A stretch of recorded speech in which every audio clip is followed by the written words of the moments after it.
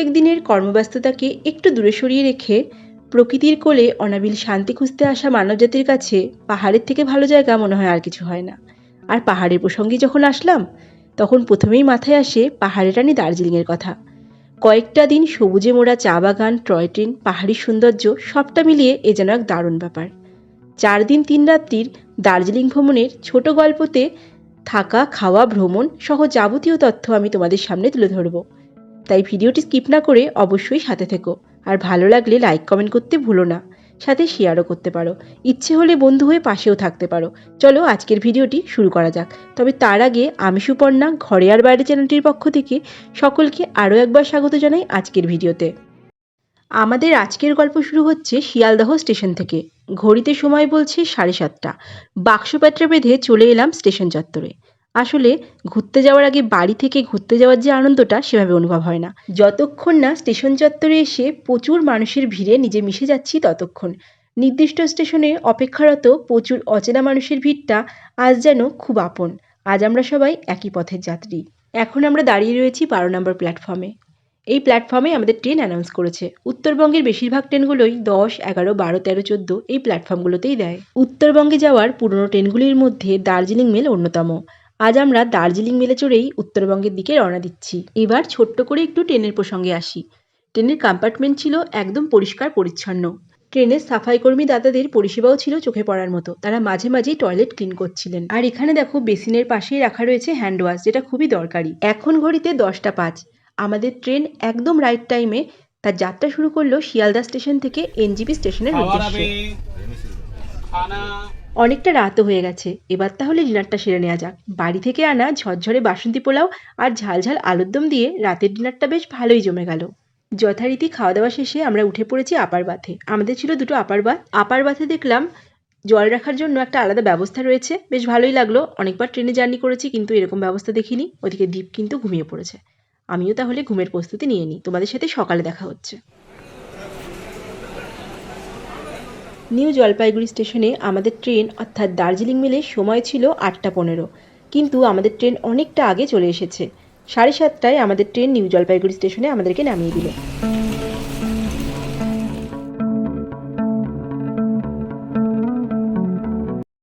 Station থেকে বাইরে এসে দার্জিলিংয়ের উদ্দেশ্যে যাত্রা করার আগে আমাদের সকালের ব্রেকফাস্টটা সেরে নিতে হবে। স্টেশন চত্বরে রয়েছে অনেকগুলি দোকান, যেখানে রুটি, লুচি, পরোটার সাথে সকালে ভাতও পাওয়া যাচ্ছে। এছাড়াও রয়েছে আরও নানা রকমের খাবার। তো আমরাও একটা দোকানে চলে এলাম সকালের জলযোগ সারতে। গরম গরম রুটি আর তরকারি দিয়ে সকালের জল খাওয়ার তো হয়ে গেল। এবার খেতে হবে একটু গরম চা, কারণ চা না খেলে সকালটা ঠিক সকাল বলেই মনে হয় না। স্টেশন থেকে বেরিয়ে সামনে একটু এগোলেই রয়েছে শেয়ার কারের ব্যবস্থা। এখান থেকে গাড়িগুলো বিভিন্ন রুটে চলে যাচ্ছে। গ্যাংটক, সিকিম, দার্জিলিং, কালিম্পং বিভিন্ন রুট। এছাড়া অনেকেই শিলিগুড়ি থেকে যেতে পছন্দ করেন। সেক্ষেত্রে এখান থেকে 30 টাকা মাথাপিছু ম্যাজিক গাড়িতে করে শিলিগুড়িতে চলে যাওয়া যায়। সেখান থেকেও শেয়ার কারের ব্যবস্থা রয়েছে। শিলিগুড়ি থেকে গেলে গাড়িতে পড়বে 250 টাকা। আর যদি এনজিপি থেকে যাওয়া হয় তাহলে দার্জিলিং যেতে মাথাপিছু 300 টাকা। এছাড়া খুবই কম খরচে দার্জিলিং পৌঁছাতে চাইলে শিলিগুড়ি থেকে রয়েছে এনবিএসটিসির বাসের ব্যবস্থা। আমরা এনজিপি থেকে উঠে পড়লাম আমাদের শেয়ার গাড়িতে। গাড়িতে ড্রাইভার দাদাকে বাদ দিয়ে সিটিং ক্যাপাসিটি রয়েছে 10 জনের। পেছনে 4 জন, মাঝখানে 4 জন আর সামনে 2 জন। গাড়ি চলতে শুরু করলেই প্রকৃতির অপূর্ব শোভা আমাদের মন কাড়ল। বসন্তের সময়, চারিদিকে আগুন রাঙা পলাশের শোভা। এই বসন্তের সময়টা অনেকেই পুরুলিয়ায় ছুটে যান শুধুমাত্র পলাশ ফুলের টানে। একটা পেট্রোল পাম্পে গাড়িটা ব্রেক কষতেই আর বসে থাকতে পারলাম না, নেমে এলাম। কারণ ছিল একটাই, এই পলাশের শোভা আরও কাছ থেকে দেখার। গাছের নিচে পড়ে থাকা একটা পলাশ ফুলকে কুড়িয়ে নিয়ে পথের পাথেয় করে আমরা যাত্রা শুরু করলাম আমাদের গন্তব্যের দিকে।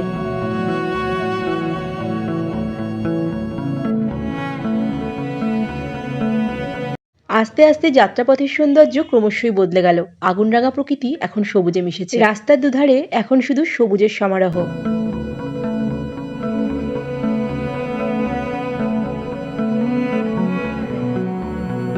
গাড়ির চাকা আর কিছুক্ষণ গড়াতেই আমাদের চোখ আটকালো, কারণ দূরে এবার দৃশ্যমান পাহাড়।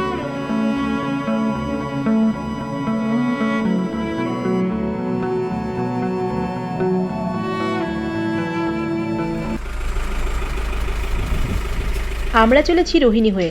দার্জিলিংয়ে যাওয়ার জন্য অনেকগুলো রুট রয়েছে, তার মধ্যে সবথেকে ইন্টারেস্টিং রুট মিরিক হয়ে যাওয়া। অনেকেই মিরিক হয়ে দার্জিলিংয়ে যান, অনেকে আবার দার্জিলিং থেকে মিরিক হয়ে ফিরে আসেন।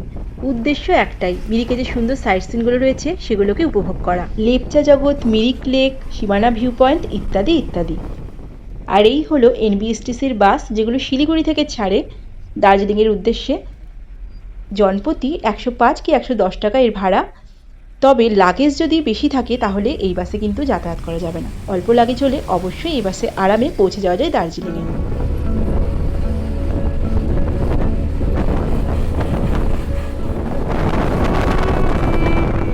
পাহাড়ের অপূর্ব সৌন্দর্য দেখতে দেখতে এই মুহূর্তে আমরা কার্শিয়াং স্টেশনকে অতিক্রম করলাম।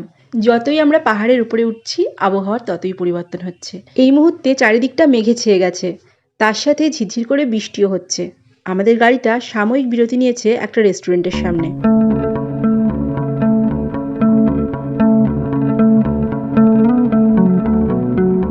প্রচণ্ড ঠান্ডা, একদম দাঁড়ানোই যাচ্ছে না। প্রচণ্ড হাওয়া দিচ্ছে, ঝিরঝির করে বৃষ্টি পড়ছে, সম্পূর্ণ মেঘলা হয়ে গেছে। আর এরকম একটা ঠান্ডা ওয়েদারে পাহাড়ি অঞ্চলে ধোয়া ওঠা গরম মোমো আর সাথে চা ছাড়া ঠিক জমে না। আমরাও রেস্টুরেন্ট থেকে মোমো আর চা খেয়ে আবারও গাড়িতে উঠে বসলাম। গাড়ি আবারও চলতে শুরু করলো তার নিজস্ব গতিতে। আস্তে আস্তে মেঘলা ওয়েদার কেটে অনেকটাই আকাশ পরিষ্কার হয়ে গেছে। অনেকটা রাস্তা অতিক্রম করে ফাইনালি আমাদের গাড়িটা ব্রেক কষলো ম্যাল রোডের একদম সামনে, যেখানে আমরা সবাই নেমে পড়লাম। এখন প্রথমেই যাব হোটেলে। আমরা এখন ম্যাল রোড ধরে ম্যালের দিকে এগোচ্ছি। হোটেলটা আমরা বাড়ি থেকেই ঠিক করে এসেছিলাম। আমরা যে হোটেলটায় ছিলাম সেটা ম্যাল থেকে 200 মিটারের মধ্যে। ম্যালে এসে সামনেই যে ফোয়ারাটা রয়েছে, ফোয়ারার দিকে মুখ করে বাহাতের রাস্তা ধরবো, যেদিকে ঘোড়ার রাস্তা বল রয়েছে। কিছুটা এগোলেই আমাদের হোটেল। আর যেতে যেতে দেখো একটা মিষ্টি সদস্যর সাথে দেখা হয়ে গেল। ফোয়ারার পাশের রাস্তা দিয়ে একটু হেঁটে আসলেই দুটো রাস্তা রয়েছে, একটা ওপরের দিকে গেছে, একটা নিচের দিকে। আমরা এই নিচের রাস্তা ধরে নিলাম। 1 থেকে 1.5 মিনিট ওয়াকিং ডিস্টেন্সেই রয়েছে আমাদের হোটেল। আমরা ছিলাম মনোকামনা রেসিডেন্সিতে। এবার চটজলদি রিসেপশনের কাজ মিটিয়ে আমরা চললাম রুমে। আমাদের রুমে ছিল একটা বড় কিং সাইজের বেড, এদিকে ছিল আয়না, টিভি, দুটো চার্জিং পয়েন্ট, জলের জন্য একটা জার, দুটো কাচের গ্লাস, রুম সার্ভিসের জন্য টেলিফোনের ব্যবস্থা। আমাদের এই রুমটা ছিল একটা ভিউ রুম। এই ভিউ রুমটা আমাদের পড়েছিল 1600 টাকা। এছাড়া এই হোটেলে যে নন ভিউ রুমগুলো আছে সেগুলো 1200 টাকা থেকে শুরু হয়েছে।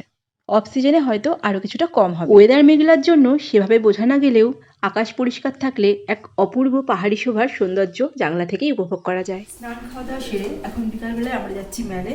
এখন ম্যালটা আমরা ঘুরে দেখব।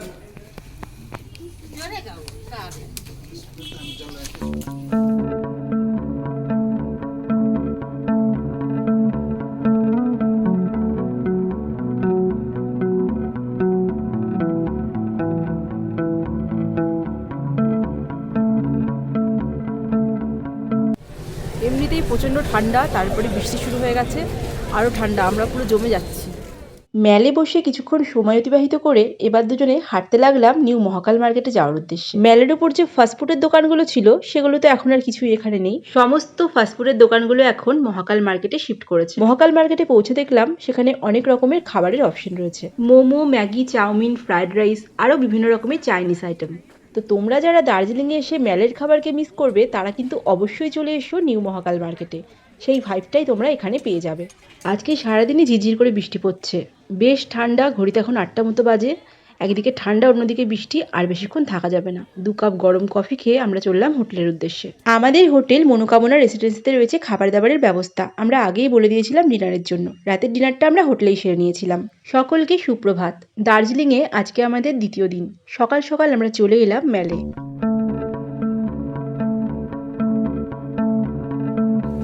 ये ब्लैक टी है तो ये ब्लैक टी, ये लेमन टी। সকাল সকাল ম্যালে বসে চা খাওয়ার এক অন্যরকমই আনন্দ রয়েছে। চারিদিকটা এত সুন্দর। সকালবেলায় উঠেই প্ল্যান করে নিয়েছি আজকে আমরা দুটো জায়গায় ঘুরতে যাব। আর দুটো জায়গায় যাব পায়ে হেঁটে, অবশ্য একটা ম্যালের খুবই কাছে। আমাদের প্রথম ডেস্টিনেশন মহাকাল মন্দির। ম্যাল থেকে মাত্র 1 মিনিট হেঁটে আসলেই রয়েছে মহাকালের মন্দির। এই হলো মহাকাল মন্দিরের সিঁড়ি। এবার আস্তে আস্তে আমরা পাহাড়ি রাস্তা বেয়ে উপরে উঠছি। বাবা মহাকালের মন্দির পাহাড়ের অনেকটাই উঁচুতে।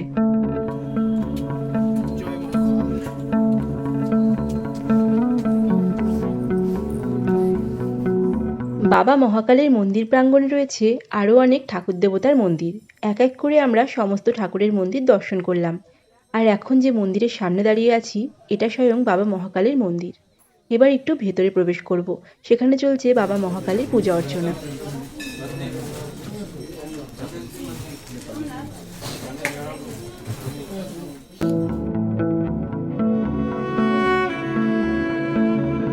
ঠাকুরের স্থান সবসময় সুন্দর, আর পাহাড়ের উপরে বাবা মহাকালের মন্দির প্রাঙ্গণটি এতটা সুন্দর, এখানে আসলে কিন্তু অনেকটা সময় কেটে যাবে।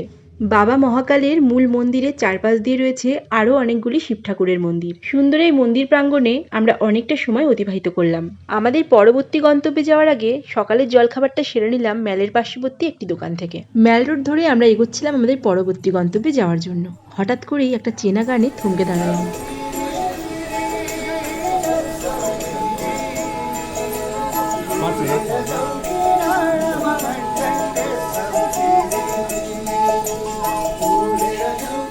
সানডে সাসপেন্স আর ফেলুদা প্রেমীদের কাছে এই গান অতি পরিচিত।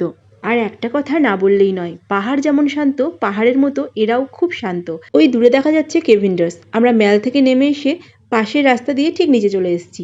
এখান থেকে আমরা একটা গাড়ি ঠিক করে নিচ্ছি কালকে সাইট সিন করার জন্য। তবে দার্জিলিংয়ে এসে সাইট সিনিংয়ের জন্য গাড়ি যে একই জায়গা থেকে পাওয়া যায় এরকম কিন্তু নয়, সর্বত্রই রয়েছে গাড়ির ব্যবস্থা। আর সন্ধে হলেই ড্রাইভার দাদারা ম্যালের উপরেই থাকেন, তারা তোমাদের সাথে কানেক্ট করতে চাইবে। তোমরাও কানেক্ট করে নিও, তোমরা কোন কোন জায়গাগুলো ঘুরতে চাও তাদের সাথে ডিসকাস করে ঠিক করে নেবে। তবে শুধু গাড়ি করে কেন, পায়ে হেঁটেও কিন্তু দার্জিলিংয়ের অনেক কিছু ঘুরে নেওয়া যায়। যেমন এখন আমরা চলে এসেছি দার্জিলিং হিমালয়ান রেলওয়ে স্টেশনে। ম্যাল রোড থেকে মাত্র 10-12 মিনিটের ওয়াকিং ডিস্টেন্সে রয়েছে এই স্টেশনটি।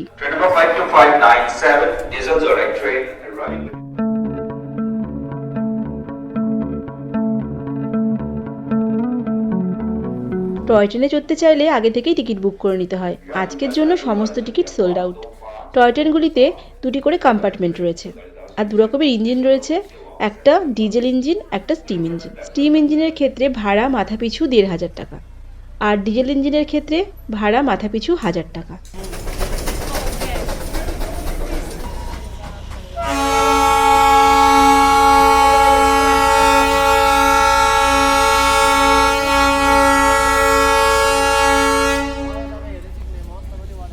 একদিকে টয় ট্রেন দেখা, তার পাশাপাশি পাহাড়ের অপূর্ব সৌন্দর্য, সবটা মিলিয়ে ছিল দারুণ সুন্দর। আবারও আমরা চলে এলাম ম্যালে। এখন ঘড়িতে প্রায় 2টো বাজে। এবার লাঞ্চটা সেরে নিতে হবে। ম্যালের খুব কাছেই রয়েছে হোটেল সোনালি। হোটেল সোনালি থেকে আজকে আমরা লাঞ্চটা করব। আমরা নিয়েছিলাম একটা এগ থালি আর একটা ফিশ থালি। এগ থালি পড়েছিল 140 টাকা, আর ফিশ থালি পড়েছিল 170 টাকা। দুপুরে খাওয়া দাওয়া শেষ করে হোটেলে কিছুক্ষণ রেস্ট নিয়েছিলাম, আর তারপর সন্ধে হতেই আবারও চলে এলাম ম্যালে। আর আজকের ম্যালের পরিবেশটা আরও বেশি সুন্দর লাগছে, প্রচুর মানুষের ভিড়। আর যেহেতু আজকে একদমই বৃষ্টি হয়নি, তাই রাস্তাঘাটও ভিজে নেই। চিরাচরিত ম্যাল রোডের ভিড়টা ভীষণভাবে আকর্ষণ করে। আর এই হলো সেই স্পেশাল জায়গা যেখানে ফটো তোলা ম্যান্ডেটরি। প্রচুর মানুষের ভিড় হয়েছে, সবাই কিন্তু আস্তে আস্তে এখানে ছবি তুলে নিচ্ছে, আর আমরাও সুযোগ বুঝে ছবি তুলে নিয়েছিলাম দার্জিলিংয়ের আইকনিক বেকারি গ্লিনারিসের সামনে।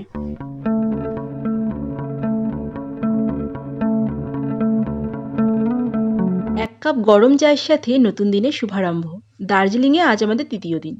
সকাল সকাল ব্রেকফাস্ট পর্ব মিটিয়ে চড়ে বসলাম গাড়িতে। আজ আমরা সাইট সিনিংয়ে যাচ্ছি। আমাদের গাড়ি চলে এসেছিল ঠিক 9:30টায়। আজ আমরা ঘুরে দেখব 7 পয়েন্ট, যার মধ্যে রয়েছে ropeway, Rangeet Valley Tea Garden, Tenzing Rock, Himalayan Zoo, HMI, Japanese Temple আর পিস প্যাগোডা। সকালের ওয়েদার খুব একটা ভালো ছিল না, তাই আমরা টাইগার হিল যাইনি। টাইগার হিল, বাতাসিয়া লুপ আর ঘুম মনেস্ট্রি গেলে এটা 3 পয়েন্টের মধ্যে পড়ে। 7 পয়েন্ট ঘুরতে আমাদের গাড়ি ভাড়া লেগেছিল 1800 টাকা। আমাদের গাড়ি প্রথমে এসে থামলো রোপওয়ের সামনে। ভ্রমণ তালিকায় যদি রোপওয়ে থাকে তাহলে রোপওয়েতেই প্রথম আসতে হবে। একটু বেলা হয়ে গেলে আর টিকিট পাওয়া যাবে না। লম্বা লাইনের পেছনে দাঁড়িয়ে টিকিট তো সংগ্রহ করলাম। এরপর শুরু হলো দীর্ঘ সময়ের অপেক্ষা রোপওয়েতে ওঠার জন্য।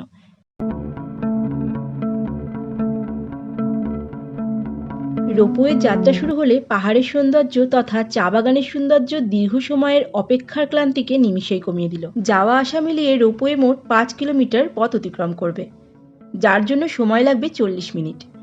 টিকিটের মূল্য বড়দের জন্য 260 টাকা, আর 3 থেকে 7 বছরের মধ্যে বাচ্চাদের জন্য 130 টাকা। প্রায় 3 ঘন্টা আমরা লাইনে দাঁড়িয়ে তারপরে রোপওয়ে চড়ে এলাম এখন টি গার্ডেনে, রঙ্গিত ভ্যালি টি গার্ডেন। এখন উপরে যাচ্ছি, প্রচণ্ড খাড়া রাস্তা। তবে আজকে ভালো লাগছে, বেশ রোদ উঠেছে, সুন্দর লাগছে।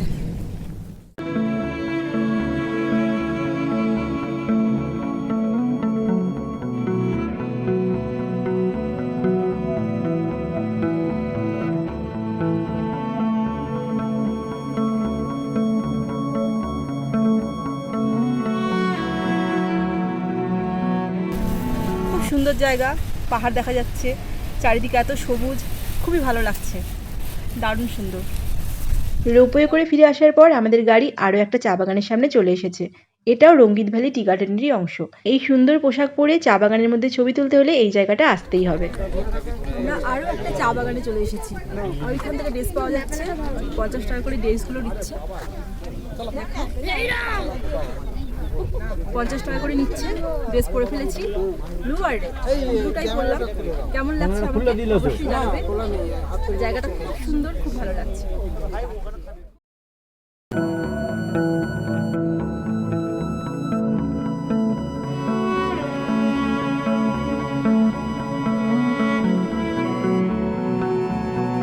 আমাদের গাড়ি এবার এসে থামলো তেনজিং রকের সামনে। এখানে অনেক সিনেমা শ্যুটও করা হয়েছে। ক্যামেরার চোখে উচ্চতাটা অনেকটা কম মনে হলেও এটা কিন্তু বেশ উঁচু। মনের জোর আর শারীরিক সক্ষমতা থাকলে এখানে ট্রেকিং করা যেতেই পারে। ট্রেকিং করতে মাথাপিছু খরচ 100 টাকা। এখানে মূলত ট্রেকিংয়ের প্রশিক্ষণই দেওয়া হয়। এবার আমরা চলে এলাম পদ্মজা নাইডু হিমালয়ান জুওলজিক্যাল পার্কে। প্রথমে এসে টিকিট কাউন্টার থেকে টিকিটটা করে নিলাম। জনপ্রতি টিকিট মূল্য 110 টাকা। টিকিট সংগ্রহ করে চলে এলাম ভেতরে, আর সামনেই রয়েছে একটি গাইড ম্যাপ। হিমালয়ান জুতে এসে যাকে দেখার সব থেকে বেশি আগ্রহ থাকে সেটা হলো রেড পান্ডা। আমরাও যথারীতি চলে গিয়েছিলাম প্রথমে রেড পান্ডা দেখতে।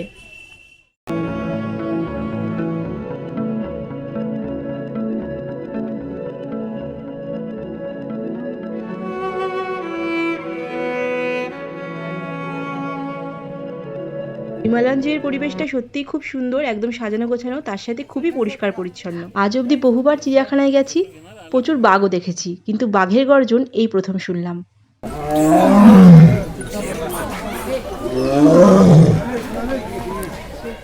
আর একটা কথা না বললেই নয়, এতদিন পর্যন্ত যতবার চিড়িয়াখানায় গেছি শুধুমাত্র বাঘ দেখার জন্য তার খাঁচার বাইরে দীর্ঘক্ষণ অপেক্ষা করেছি, কিন্তু এখানে সেরকম অপেক্ষা করতেই হলো না। বিভিন্ন রকমের বাঘ অবাধে খাঁচার ঠিক পাশ দিয়ে বিচরণ করছে, তাই আমরা ভালো মতো দর্শন করতে পারলাম সবাইকেই। হিমালয়ান জুয়ের মধ্যে দুটো মিউজিয়াম রয়েছে, তারই একটাতে এখন প্রবেশ করছি, বেঙ্গল ন্যাচারাল হিস্ট্রি মিউজিয়াম। এখানে ভিডিওগ্রাফি ফটোগ্রাফি একদম নিষেধ, কিন্তু ভেতরে কোনো রকম গার্ড না থাকার জন্য সবাই অবাধে ভিডিওগ্রাফি ফটোগ্রাফি করছিলেন। আমি দু একটা ছোট ক্লিপ তুলে নিয়েছি, সেটাই শেয়ার করলাম। এখানে মূলত মৃত প্রাণীকে মেডিসিনের মাধ্যমে সংরক্ষণ করা হয়েছে, যেগুলো সামনে থেকে দেখলে অসাধারণ। বিভিন্ন প্রাণীর জীবনচক্র, বিভিন্ন প্রাণী থেকে যে রোগগুলো হয় সমস্ত কিছু এখানে দেখানো হয়েছে। অরিজিনালের পাশাপাশি আর্টিফিশিয়াল বিভিন্ন জিনিস দিয়ে এই মিউজিয়ামটাকে সাজানো হয়েছে। এই মিউজিয়ামটা ঘুরে দেখতে অনেকটা সময় লেগে যাবে। এটা একটা অজগর সাপের কঙ্কাল। এবার আমরা চলে এলাম দ্বিতীয় মিউজিয়ামটি দেখতে, হিমালয়ান মাউন্টেয়ারিং ইনস্টিটিউট বা HMI। এই মিউজিয়ামটিতে ভিডিওগ্রাফি ফটোগ্রাফি একদম নিষিদ্ধ। ভেতরে রয়েছে পাহারার ব্যবস্থা। মিউজিয়ামটিকে খুব সুন্দর করে সাজিয়ে তোলা হয়েছে ট্রেকিং সংক্রান্ত যাবতীয় তথ্য আর বিভিন্ন রকমের ডেমো দিয়ে। এই যে আমরা হিমালয়ান জুয়ের দুটো মিউজিয়াম দেখলাম, দুটো মিউজিয়ামই অপূর্ব সুন্দর। আমাদের পরের গন্তব্য ছিল পিস প্যাগোডা আর জাপানিজ টেম্পল, কিন্তু ফোনের অবস্থা একদম খারাপ, ব্যাটারি পুরো ডাউন, তাই আর ভিডিওগ্রাফি করতে পারলাম না। এরপর সন্ধ্যাবেলায় একটু চা সিঙ্গারা খেয়ে আমরা মেলে বসে অনেকক্ষণ সময় কাটালাম। আর পাহাড়ের ওয়েদার সত্যিই বিচিত্র। আজকে সারাটা দিন একেবারে মেঘ ছিল না, খুব সুন্দর রোদ ঝলমলে একটা পরিবেশ ছিল। আর সন্ধে হতেই আবার সেই মেঘলা করেছে, একদম মেঘ উড়ে বেড়াচ্ছে, তার সাথে প্রচণ্ড কনকনে ঠান্ডা হাওয়া। মেলে অনেকক্ষণ সময় কাটিয়ে চলে এলাম রাতে ডিনারটা করতে। খুব সিম্পল একটা ডিনার সেরে নিলাম, রুটি আর তরকারি দিয়ে, সাথে একটু ঝাল চাটনিও ছিল।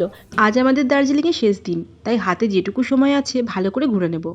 এখন ওয়েদারটা অনেকটাই পরিষ্কার, কিন্তু 2 ঘন্টা আগেও কি অবস্থা ছিল চলো একবার দেখি। সে মেঘ কুয়াশা যাই বলি না কেন, চারিদিকটা একদম সাদা চাদরে মোড়া ছিল, কাউকে একটু ডিস্টেন্স থেকেই দেখা যাচ্ছিল না।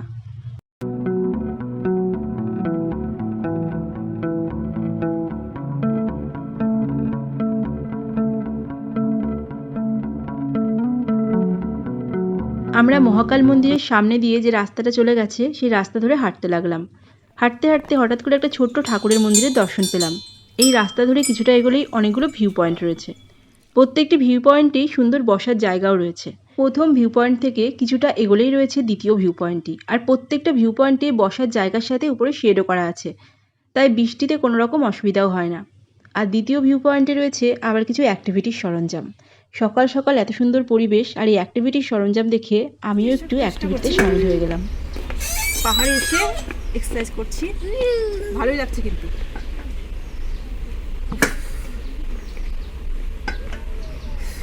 এরপর আবারও পাহাড়ি রাস্তা ধরে আরও কিছুটা এগিয়ে এলাম, আর এখানে রয়েছে তৃতীয় পয়েন্টটি। এই ভিউ পয়েন্টটার নাম কফি হাউস বা ক্যাফে হাউস, যে যা বলে। এখানেও সুন্দর বসার জায়গা রয়েছে, উপরে শেড রয়েছে, আর এখান থেকেও কাঞ্চনজঙ্ঘাকে অপূর্ব সুন্দর দেখা যায়। যদি আকাশ পরিষ্কার থাকে তাহলে এই 3টে পয়েন্ট থেকেই সুন্দরভাবে কাঞ্চনজঙ্ঘার ভিউ উপভোগ করা যায়। যেহেতু এখন খুবই মেঘলা ওয়েদার, তার জন্য কোনো কিছুই উপভোগ করা যাচ্ছে না। আর একটু এগিয়ে এলেই রয়েছে ভানু ভবন, যেখানে নিউ মহাকাল মার্কেট রয়েছে, যেখানে রয়েছে শপিংয়ের জন্য প্রচুর দোকান। মোটামুটি 10টা থেকেই মহাকাল মার্কেটের সমস্ত দোকানগুলোই খুলে যায়। এখানে তো প্রচুর পোস্টার রয়েছে, এখান থেকে আমরা টুকটাক শপিংও করেছি। তোমাদের আজকে আরও একটা বড় মার্কেটের সন্ধান দেব, যে মার্কেটটা ম্যাল রোডের একদম কাছে। তোমরা যারা প্রথমবার দার্জিলিংয়ে আসছো তাদের জন্য বলছি, তোমরা ম্যাল থেকে নিউ মহাকাল মার্কেটে যাওয়ার জন্য নিউ মহাকাল মার্কেটের হোর্ডিং দেওয়া রাস্তাতে যাবে না, তার অপোজিটে যে চৌরাস্তা হকার্স মার্কেটের হোর্ডিং দেওয়া রাস্তাটা রয়েছে সেখান দিয়ে যাবে। সেখান দিয়ে মাত্র 2 মিনিট হাঁটলেই তোমরা নিউ মহাকাল মার্কেটে পৌঁছে যাবে। ম্যালের কাছাকাছি বড় মার্কেটটার খোঁজ দেওয়ার আগে ম্যালের খুবই কাছে খুব ভালো একটা বাঙালি রেস্টুরেন্টের খোঁজ দেব। দেখো পেছনে দেখা যাচ্ছে কেভিন্ডার্স থেকে সামনের দিকে তাকালেই দেখো দেখা যাচ্ছে পদ্মা রেস্টুরেন্ট। এখানে বাঙালি খাবার পাওয়া যায়, আর রেস্টুরেন্টের খাবার দাবার সত্যিই খুব ভালো। আর সব থেকে ভালো লাগার বিষয়, রেস্টুরেন্টের পরিবেশটিও খুব সুন্দর, সাজানো গোছানো ছিমছাম। আর যেখানে বসে খাচ্ছি সেখানকার পরিবেশটাও যদি ভালো হয় তাহলে খেতেও বেশ ভালো লাগে। আর কথা বলতে বলতে আমাদের খাবারও সার্ভ করে দিয়েছে। আমরা নিয়েছিলাম 2টো এগ থালি। এগ থালিতে ছিল 2টো এগের কারি, একদম গরম ঝরঝরে বাঁশকাঠি চালের ভাত, ঘন মুসুর ডাল, আলু ব্রোকলির সবজি, আলু ভাজা, পাঁপড় ভাজা, আর ছিল 2 রকমের চাটনি, একটা ঝাল চাটনি আর একটা মিষ্টি চাটনি, সাথে লঙ্কা পেঁয়াজ। এই সম্পূর্ণ থালিটা পড়েছিল 150 টাকা, আর এক্সট্রা ভাত নিলে আরও 5 টাকা পে করতে হবে। এবার তোমাদেরকে ম্যালের খুব কাছের সেই বড় মার্কেটটার সন্ধান দেব।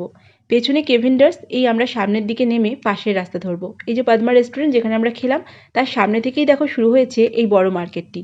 এটা বিশেষত লোকাল মার্কেট হওয়ার দরুন এখানে যাবতীয় জিনিসপত্রই পাওয়া যায়। প্রচুর বড় মার্কেট, অনেকটা সময় নিয়ে এই মার্কেটটা ঘুরে দেখতে হবে। এখানে বার্গেনিং করে তোমরা তোমাদের পছন্দসই জিনিসপত্র, গিফটের জিনিসপত্র সব কিনে নিতে পারো। এই মার্কেটটিতে রয়েছে বিবিধ জিনিসের বিপুল সম্ভার, প্রচুর দোকান রয়েছে, গুণে শেষ করার মতো নয়। দার্জিলিং ঘুরতে ঘুরতে আমি তোমাদের সাথে যতটা সম্ভব ছোট ছোট করে ইনফরমেশন শেয়ার করলাম। তোমাদের যদি কিছু উপকার এসে থাকে, ভালো লাগে আমার ভিডিও, তাহলে অবশ্যই একটি লাইক করে দিও, কমেন্ট করো, বন্ধুদের সাথে শেয়ারও করতে পারো। আর ভালো লাগলে বন্ধু হয়ে পাশেও থাকতে পারো। আবারও খুব তাড়াতাড়ি নতুন কোনো ভিডিওতে দেখা হবে। ততক্ষণ সকলে খুব ভালো থেকো, সুস্থ থেকো। আর সম্পূর্ণ ভিডিওটি দেখার জন্য অসংখ্য ধন্যবাদ।